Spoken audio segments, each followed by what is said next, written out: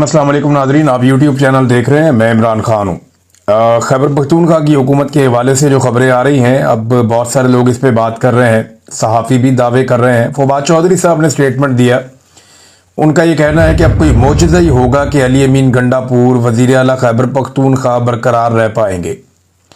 फवाद चौधरी साहब को जो लेटेस्ट आदाद शुमार हैं या जो नंबर गेम है खैबर पख्तूनख्वा की असम्बली में, उसको देखकर शायद उन्हें भी आइडिया हो रहा है कि फॉरवर्ड ब्लॉक अगर कोई बन गया और उसमें चंद बंदे इकट्ठे हो गए तो बाकी जमातों के साथ मिलकर वज़ीर आला तब्दील हो सकता है।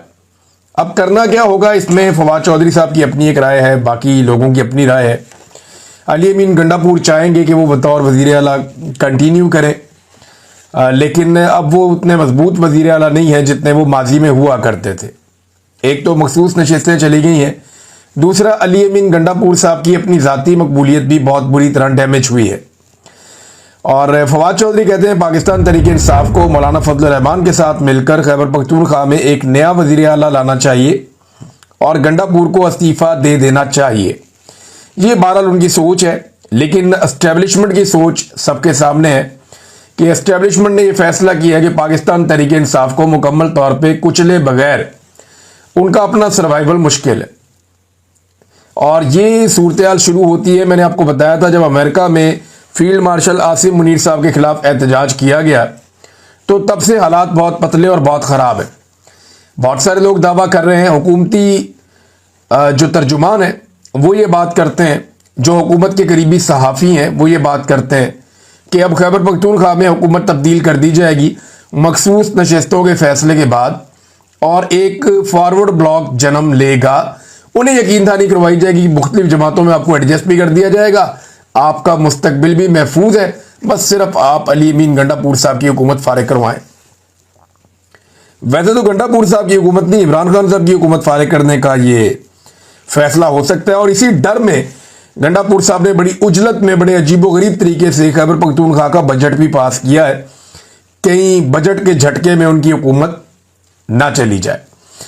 अब एक दावा और भी सामने आया और यह दावा एक्सप्रेस न्यूज पे छपा है। दावे के मुताबिक जो ताकतवर हलके हैं या पाकिस्तान की एस्टेब्लिशमेंट है, उन्होंने पीपल्स पार्टी को राजी कर लिया है और हुकूमत और पीपल्स पार्टी के बीच में सौदेबाजी करवाई है।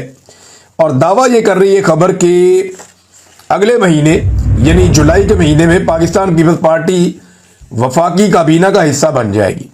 पीपल्स पार्टी हुकूमत का हिस्सा है, हुकूमती बेंचों पर बैठती है। जो कुछ भी इस हुकूमत ने अब तक किया है उन तमाम चीज़ों में पाकिस्तान पीपल्स पार्टी बराबर की हिस्सेदार है। और अब पीपल्स पार्टी अगर वफाकी हुकूमत में शामिल हो जाती है तो उनकी तो सारी उंगलियां घी में और सर कढ़ाई में, यानी उन्होंने आईनी ओहदे भी ले लिए, सेनेट का चेयरमैन उनका है, इसी तरह सदर पाकिस्तान उनका है, गवर्नर पंजाब में उन्होंने अपना लगवाया, खैबर पख्तूनख्वा में अपना लगवाया, सिंध में उन्होंने अपना कंट्रोल रखा, बलूचिस्तान में उन्होंने हुकूमत हासिल की। तो पीपल्स पार्टी इस निज़ाम की सबसे बड़ी बेनिफिशरी बनकर सामने आई है। और अब यह दावा किया जा रहा है कि शायद पीपल्स पार्टी वफाकी हुकूमत में अपनी वजारतें भी ले ले।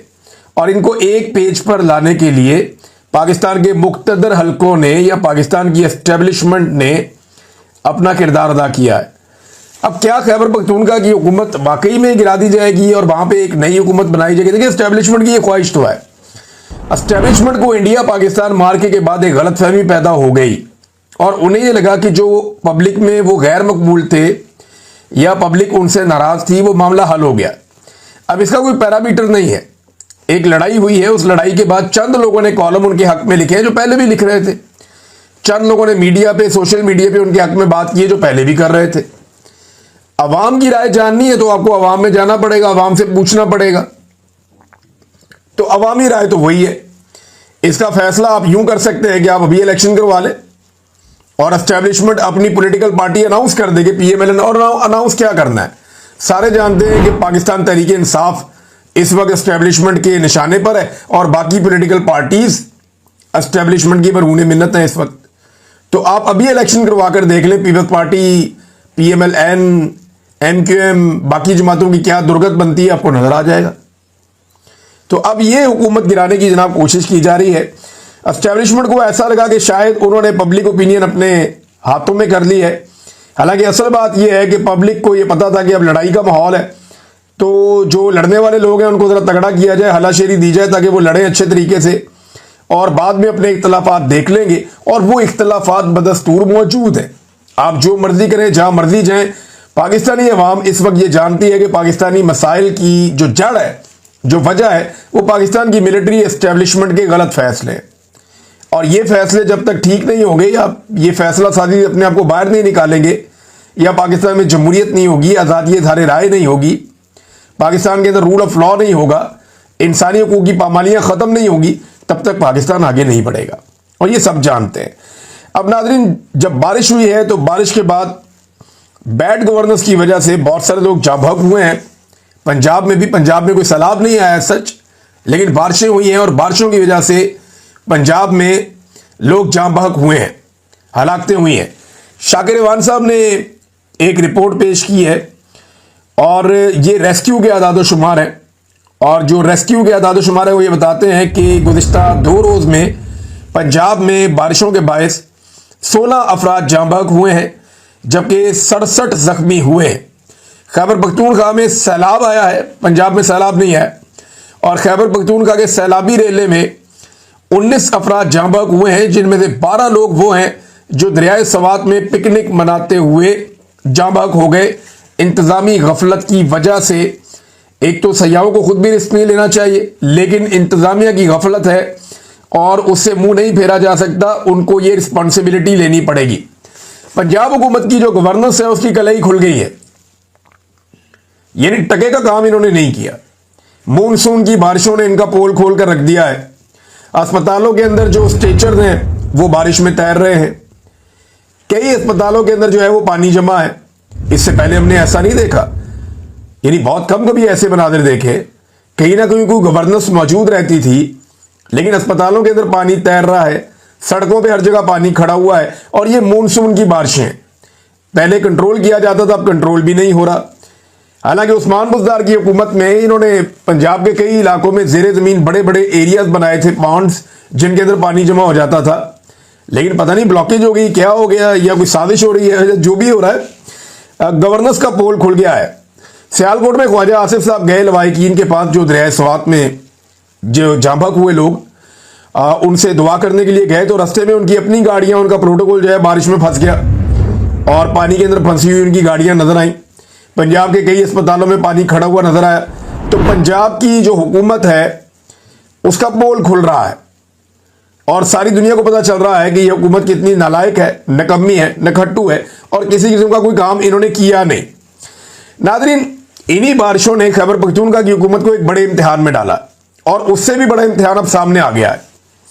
खैबर पख्तूनख्वा की हुकूमत ने जब इंक्वायरी करवाई है तो कुछ चीज़ों को उन्हें पता चला कि तजावज़ात बहुत ज़्यादा बनाई गई हैं दरिया के रास्ते में, और उन तजावज़ात की वजह से जानी नुकसान होता है। हर मरतबा जब सैलाब आता है या पानी में तुग़यानी आती है दरिया सवात में, तो नुकसान बहुत होता है, क्योंकि वहाँ पे बहुत सारी रुकावटें खड़ी की गई हैं, तजावज़ात बनाई गई हैं, लोगों ने होटल तामीर कर लिए हैं, लोगों ने रेस्टोरेंट्स बना लिए हैं, बहुत सारा बिजनेस उनके अंदर कर लिया दरिया के अंदर, और उसकी वजह से लोग जाँ बहक भी होते हैं। अब खैबर पख्तूनख्वा के लिए, हुकूमत के लिए एक बहुत बड़ा इम्तिहान है।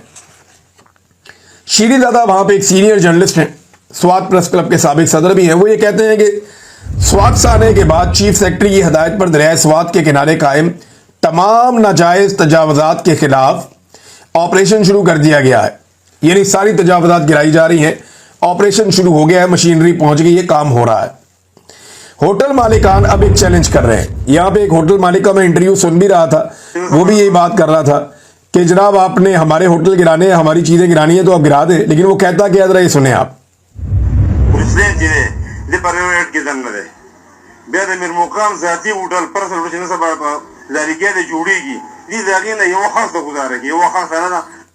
ये पश्तो में बात कर रहे हैं। एक्चुअली वो ये कह रहे हैं कि अमीर मुकाम और गुलाम अली के होटल, गुलाम अली जो है वो साबिक गवर्नर हैं खैबर पख्तूनख्वा के, और इनका ताल्लुक जो है वो JUIF से है, फजलुर रहमान साहब की पार्टी के हैं, रिश्तेदार भी हैं शायद फजलुर रहमान साहब के। ये तो हाजी गुलाम अली साहब जो है उनका भी होटल है वहाँ पे दरिया स्वात में और तजावज़ात में है।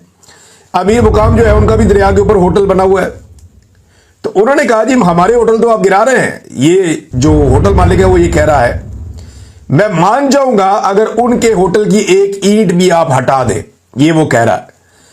मैं अब सवात में जो है वो तजावजात के खिलाफ जारी ऑपरेशन में मकामी होटल के मालिक ने हुकूमत को एक बड़ा चैलेंज कर दिया, और ये एक ने नहीं किया, बहुत सारे लोगों ने किया। शीरदादा साहब लिखते हैं कि होटल मालिकान का कहना है कि क्या इंतजामिया वफाकी वजीर अमीर मुकाम और साबिक गवर्नर गुलाम अली के होटल पर हाथ डाल सकेगी? वो तो बिल्कुल दरिया सवात के ऊपर है, बिल्कुल करीब है। तो अब ये एक बड़ा इम्तिहान है, क्योंकि इमरान खान साहब ने सारी अपनी पॉलिटिकल लाइफ में एक बात बड़े जोर शोर से की है कि कानून की हुक्मरानी होनी चाहिए और ताकतवर को कानून के नीचे लाना चाहिए। जो छोटे लोग हैं उनके ऊपर कानून जो है वो लागू होता है, और जो बड़े लोग हैं वो कानून से बच जाते हैं। यानी कानून मकड़ी का एक ऐसा जाला है कि उसमें छोटे मोटे जानवर फंस जाते हैं और बड़े जानवर से फाड़ के बाहर निकल आते हैं। तो इमरान खान साहब ने एक मिशन बनाया था कि ताकतवर को मैंने कानून के नीचे लेकर आना है।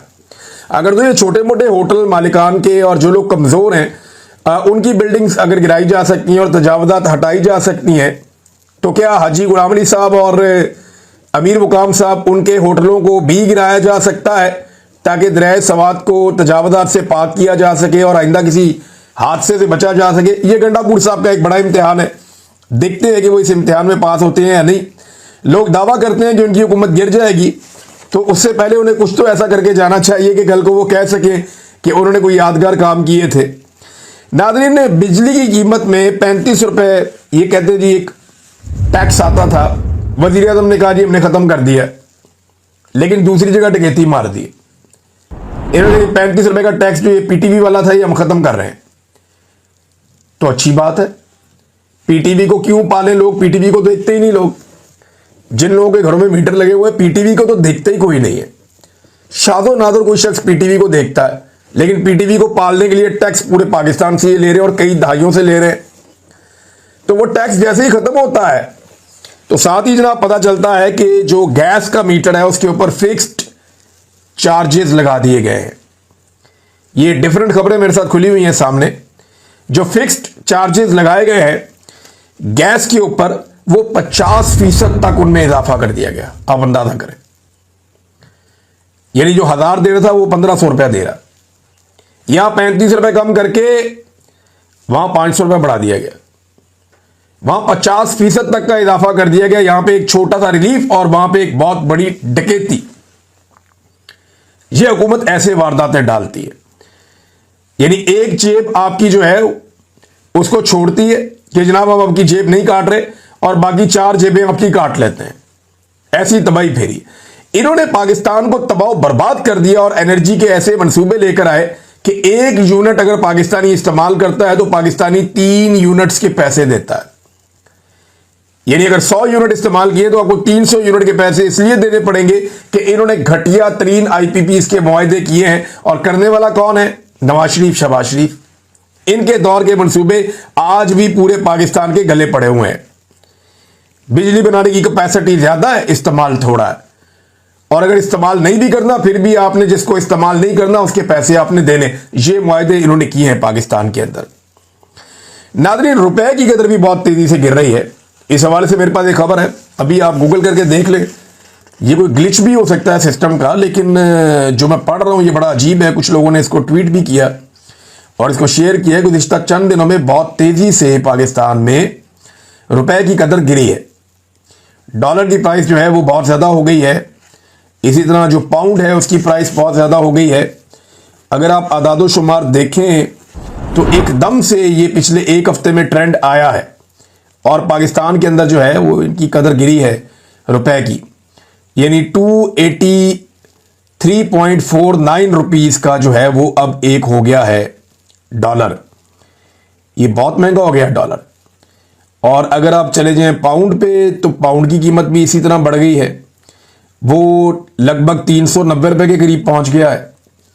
तो ये मौजूदा हुकूमत ने पाकिस्तान को तोहफा दिया और कहते हैं मीशत ठीक हो रही है। भाई अगर जिस मुल्क की मीशत ठीक हो रही होती है उसके रुपए की कदर बढ़ रही होती है ना, सिंपल फार्मूला है। हमारे रुपए की कदर बढ़ नहीं रही, उस मुल्क में सरमायाकारी आ रही होती है, यहां पे सरमायाकारी आ नहीं रही। ये बार बार हर चंद दिनों के बाद ये हुकूमत दावा करती है कि सरमायाकारी आ रही है, सरमायाकारी आ रही है। तो पाकिस्तान में पहुंचता क्या है? अलबैक का चिकन पहुंच जाता है या छोटे मोटे एक दो मनसूबे पहुंच जाते हैं। और पाकिस्तान को मिलता क्या है? कौन सी सरमायाकारी है जो ये लोग पाकिस्तान के अंदर लेकर आए हैं? झूठे दावे करते हैं ये। सहाफी फहद हुसैन साहब जब शहबाज शरीफ साहब के मुशीर थे तो उन्होंने दावा किया था 2022 के सैलाब के बाद के अरबों डॉलर पाकिस्तान में आने वाले हैं, उनमें से भी कुछ खास नहीं मिल सका। बिलावल ने बड़े बड़े दावे किए कि मैंने इतना पैसा प्लज कर दिया, कहां पे वो पैसा? आज तक नहीं आ सका। दावे और वादे तो ये करते हैं अरबों डॉलर की इन्वेस्टमेंट के, और पाकिस्तान में लेकर के आते हैं चाइना का कर्जा, सऊदी अरब का कर्जा, यूएई का कर्जा, आईएमएफ का कर्जा, वर्ल्ड बैंक का कर्जा। ये सिर्फ कर्जा लेकर आते हैं, और कर्जों से कभी भी आप तरक्की नहीं कर सकते। कर्जों से आप गुजारा कर सकते हैं, धक्का लगा सकते हैं, कर्जों से आप तरक्की नहीं कर सकते। ये फॉर्मूला ही गलत है। मुजम्मल असलम साहब ने भी कहा जनाब कि ये एंड में पाकिस्तान को मिलता क्या है? अलबैक का चिकन मिल जाता है और कुछ नहीं निकलता है। सरमायाकारी नहीं आ रही पाकिस्तान में, कर्जे आ रहे हैं पाकिस्तान में, और लगातार हम कर्जे ही ले रहे हैं, उसके अलावा हमने कुछ भी हासिल नहीं किया। नाज़रीन, शहबाज शरीफ ने चौधरी निसार खान साहब से मुलाकात की और बड़े अच्छे माहौल में इनकी दोबारा मुलाकात हुई है। 1 साल पहले भी एक मुलाकात हुई थी। 8 साल पहले अलहदगी हो गई थी चौधरी निसार अली खान की पार्टी से, और वजह उस वक्त क्या थी मैं आपको याद दिला दूं। निसार अली खान साहब कहते थे शरीफ खानदान अपने बच्चों को लॉन्च करके हमारे साथ ज्यादती कर रहे हैं, हम इनके बच्चों की गुलामी नहीं करेंगे। नवाज शरीफ अपनी बेटी लॉन्च कर रहा है, शहबाज शरीफ अपना बेटा लॉन्च कर रहा है। तो हम लोग है ना सियासतदान, 35 साल से यहां जुतियां घिस गई हैं हमारी इन जमातों में। तो इस बात पे इख्तलाफ हुआ था कि इनके बच्चों की चाकरी हमसे नहीं होती। लेकिन अब निसार अली खान साहब मुलाकातें कर रहे हैं। अगर निसार अली खान साहब दोबारा पीएमएलएन में शमूलियत इख्तियार करते हैं तो उनको शरीफों की जो आने वाली पीढ़ी है उसके सामने सरेंडर करना होगा और उनके सामने हाथ बांधकर खड़े होना होगा, जैसे वो शरीफ खानदान के साथ खड़े हुए थे। देखते हैं कि वो अपना मौक़िफ़ बदलते हैं या अपने पुराने मौक़िफ़ के ऊपर डटे रहते हैं कि मैं आप लोगों की तो मैंने कर दी, आपके बच्चों की चाकरी मैं नहीं करूंगा। देखना यह है कि निसार अली खान साहब अपने उस मौक़िफ़ पे कायम रह पाते या कायम नहीं रह पाते। नाज़रीन, नेतन्याहू के खिलाफ बहुत बड़ा मुजाहरा हुआ है, और ये मुजाहरा नेतन्याहू के खिलाफ हुआ तेल अल-बैब में। इससे पहले कुछ मनाज़िर दिखाए गए थे, सोशल मीडिया पर डाले गए थे कि नेतन्याहू ने सेलिब्रेशन किए हैं, लोगों के अंदर आया, वहाँ पे कुछ इसराइली इकट्ठे थे, उन्होंने बड़ा अप्रिशिएट किया, लेकिन वो तादाद बहुत कम थी, लोगों की महदूद तादाद थी, और ऐसा लग रहा था कि वो एक स्टेज किस्म का सारा प्रोग्राम है, पहले से तय किया हुआ है। लेकिन अभी लोग बहुत बड़ी तादाद में निकले तेल अल-बैब में, और वो नेतन्याहू को रिस्पॉन्सिबल समझते हैं अपनी तबाही के लिए और जो कुछ भी हुआ उस सारे के लिए। तो नेतन्याहू के खिलाफ एक बड़ा प्रोटेस्ट हो रहा है। इसके ऊपर जो है वो करप्शन के मुकदमात भी हैं, और अमेरिका के सदर डोनाल्ड ट्रंप ने यह भी कहा है कि हम इसराइल की इमदाद बंद कर देंगे अगर नेतन्याहू को सजा दी गई तो नेतन्याहू को वो कह रहे हैं कि माफ़ी दे दें। अंदाज़ा करें आप कैसी टका के सीधी सीधी सपोर्ट आ रही है अमेरिका से कि भाई ये बंदा हमें पसंद है, इस बंदे के केस माफ कर दो, इसकी करप्शन की हुई है तो छोड़ दो इसको इसके बावजूद, और अगर आपने इसको ना छोड़ा तो हम आपकी इमदाद बंद कर देंगे। डोनाल्ड ट्रंप बहुत स्ट्रेट अवे आ गए हैं, बड़ी स्ट्रेट उन्होंने बात की है। ईरान ने नाज़रीन एक पंगा डाल दिया, और ये बड़ा पंगा है। ईरान ने IAEA को मुआयना कराने से इनकार कर दिया। ये एक एटमी एजेंसी जो ये देखती है कि एटमी तनसीबात के हवाले से ये अपनी रिपोर्ट जमा करवाती है कि कोई मुल्क एटम बम बना रहा है या नहीं बना रहा, तो ये चेक करते रहते हैं, मुआयना करते रहते हैं। ईरान ने पहले मुआयने कराए भी हैं, ईरान बहुत ज़्यादा कोऑपरेट करता था, लेकिन इसराइल और अमेरिका के हमलों के रद्दअमल के तौर पे ईरान के अंदर ये सोच डेवलप हुई, और फिर उनकी पार्लियामेंट ने ये फैसला भी कर लिया कि अब हम कोऑपरेट नहीं करेंगे इस मामले में। लिहाजा रद्दअमल के तौर पे उन्होंने कहा जी हम IAEA को मुआयना नहीं करवाएंगे। इस पर अमेरिका ने भी वार्निंग जारी कर दी है, और वो ईरान को कह रहे हैं कि आप मुआयना करवाएं, आपको ये करवाना चाहिए। दूसरी तरफ ईरान ने जिन जिन साइट्स के ऊपर अमेरिका ने और इसराइल ने हमला किया था वहां पे दोबारा से तामीर नौ का काम शुरू कर दिया है, जो नुकसान हो गया उसको ठीक कर दिया है। जबकि IAEA के मुताबिक वो ये कह रहे हैं कि ईरान के पास ये सलाहियत अभी भी मौजूद है कि वो चंद महीनों में यूरेनियम को एटमी धमाके के काबिल बना सकता है। यानी यूरेनियम को अफसूदा किया जाता है या उसकी एनरिचमेंट की जाती है, या सादा अल्फाज में कहें कि यूरेनियम को तगड़ा करते हैं। एक स्पेशल प्रोसीजर है पूरा, एक सेंट्रीफ्यूजेस के जरिए से, और उसके बाद यूरेनियम इस काबिल हो जाती है कि वो एटमी धमाका करने वाला एक मवाद बन जाता है और एटमी धमाका हो सकता है। अब ज्यादा डिटेल में मैं नहीं जाना चाहता, लेकिन ईरान ये महीनों में कर सकता है, ये बात IAEA ने कही है, ये उनका दावा है। बहरहाल फिलहाल तो ईरान मुकर गया, उन्होंने कहा जी कि अब हम किसी किस्म की कोई भी कोऑपरेशन इसमें नहीं देने जा रहे। नाज़रीन, इस वीलॉग को यहां रोक लेते हैं, नेक्स्ट वीलॉग में कुछ और चीजें मैं आपके सामने रखूंगा। खैबर पख्तूनख्वा की हुकूमत के हवाले से सबको नजर रखनी पड़ेगी। अच्छा, एक चीज नाज़रीन मैं आपको और कहना चाहता हूं, ये हम एक चेक कर रहे हैं, कंटिन्यूसली हमारे चैनल को रोका जा रहा है, ब्लॉक किया जा रहा है पाकिस्तान में, और हम डिफरेंट चीज़ों को चेक कर रहे हैं कि यहाँ पे हम क्या कर सकते हैं कि ये रुकावटें दूर हों। तो वही VPN वाला मामला कि अगर आप VPN इस्तेमाल करेंगे तो आप आराम से हमारी वीडियोस पाकिस्तान में देख सकते हैं। जो वीडियो आप देखें ना, तो आप इसके ऊपर लाइक का बटन दबा दिया करें।